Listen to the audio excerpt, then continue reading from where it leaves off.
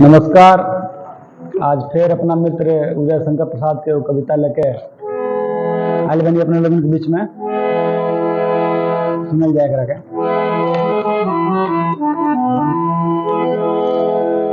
भूल में मिलके देखा सब भूल भइल, भूल में मिलके देखा सब भूल भइल।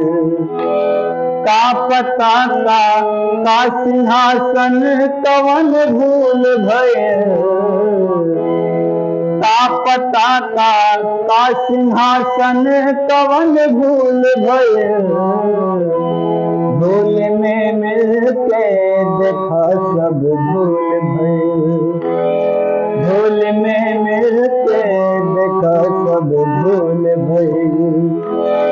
आज दुनिया देखता चुपचाप से, आज दुनिया देखता चुपचाप से।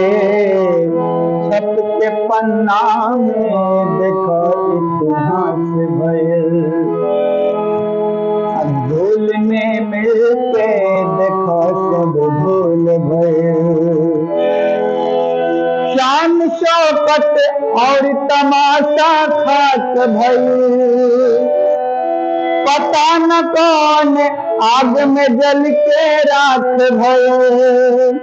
तोप दागत रहे कबो सलाम होके, सजल सजावल आज सब बर्बाद भइल।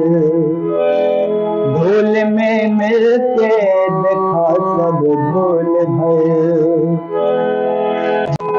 झर रहल ओ महल सब कंकाल भइल, वो कब्र में लटकल बा निशान भइल। चीख भी मिट गइल बा दीवाल के, आज वो दुनिया जैसे शमशान भइल। भूल में मिलके देखा सब भूल भइल। का पता का सिंहासन कवन भूल भइल। भूल में